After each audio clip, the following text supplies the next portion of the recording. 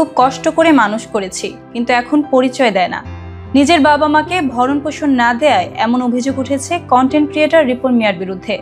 একদিকে রিপন মিয়াকে নিয়ে টেলিভিশনের প্রতিবেদনে উঠে আসা অভিযোগ, অন্যদিকে তার মায়ের কাছে গিয়ে কান্না করা রিপনের নতুন ভিডিও। দুই বিপরীত দৃশ্য একসঙ্গে নাড়া দিয়েছে পুরো সামাজিক যোগাযোগ মাধ্যমকে। একাধিক সংবাদ মাধ্যম ও সামাজিক যোগাযোগ মাধ্যমে প্রকাশিত সাক্ষাৎকারে রিপনের বাবা দাবি করেছেন, ছেলেটা এখন আলাদা থাকে নিজের বাড়িতে, আমাদের খোঁজ খবর কম নেয়, টাকা পয়সার সাহায্য করে না আগের মতো। রিপনের মায়ের অভিযোগ, খুব কষ্ট করে মানুষ করেছি, কিন্তু এখন পরিচয় দেয় না, আমরা গরিব, পরিচয় দিলে যদি ওর মান সম্মান থাকে না। এর আগে 13 অক্টোবর এক ফেসবুক স্ট্যাটাসে রিপন মিয়া অভিযোগ করেছেন, তার বাড়িতে কিছু সাংবাদিক অনধিকার প্রবেশ করে, তার পরিবারের সদস্যদের সামনে ক্যামেরা চালিয়ে বিভ্রান্তিকর প্রশ্ন করেছে। বিষয়টি গণমাধ্যমে দ্রুত ছড়িয়ে পড়ে। এই সমালোচনার মাঝেই মঙ্গলবার রাতেই ছড়িয়ে পড়ে এক নতুন ভিডিও, যেখানে দেখা যায় রিপন মিয়া মাকে জড়িয়ে ধরে কাঁদছেন। আঞ্চলিক টানে বলতে শোনা যায়, তোমারে দেখি না আমি, আব্বারে দেখি না আমি, তুমি এটা কি করলা, আমার জীবনটা শেষ করলা। এরপর রিপন মিয়ার পক্ষে বিপক্ষে সামাজিক যোগাযোগ মাধ্যমে তুমুল আলোচনা শুরু হয়। নতুন ভিডিওটি ভাইরাল হওয়ার পর রিপনের পক্ষে বিপক্ষে শুরু হয় তুমুল আলোচনার ঝড়। কেউ রিপনের আচরণকে নাটকীয় বলছেন, আবার কেউ মনে করছেন মায়ের কান্নায় যে কোনো সন্তানই ভেঙে পড়বে।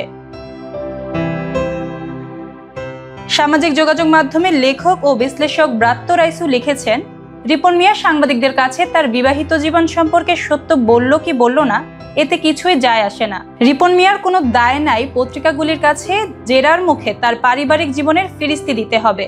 সাংবাদিকরা গিয়ে খবর সংগ্রহ করছেন, তাতে আমি দোষ দেখি না, কিন্তু এই দেশে সেলিব্রিটিদের লিবিডোরেও ফাঁকফোকর রাখা যায় না। রিপন মিয়াকে ঘিরে এই আলোচনার ভেতরেই ফুটে উঠেছে মধ্যবিত্ত সমাজের হীনমন্যতা, সেলিব্রিটি নিয়ে ঈর্ষা এবং সংবাদ মাধ্যমের অতি কৌতূহল। সামাজিক যোগাযোগ মাধ্যমে এক পোস্টে লেখক ও বিশ্লেষক ব্রাত্য রাইসু লিখেছেন, রিপন মিয়া ভাইরাল ভিডিওর মাধ্যমে মধ্যবিত্ত গরিব লোকদেরকে ছাড়াইয়া বড় লোক হয়েছেন। মধ্যবিত্তরা তাকে আবারও ছোট লোক বা গরিব বানাইতে পাইরা বেজায় খুশি হয়েছে। বাপ মায়ের সহায় সম্পত্তি ও পারিবারিক কলহ না জেনে ভরণ পোষণ নিয়ে লাফাইয়া ওঠা ঠিক নয়।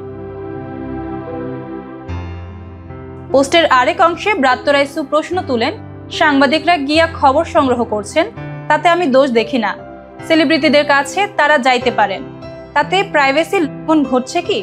আমার মতে না। রিপন মিয়ার মায়ের সঙ্গে সাংবাদিক তাদের ঘরে ঢুকেছেন, এটা কেন সমস্যা?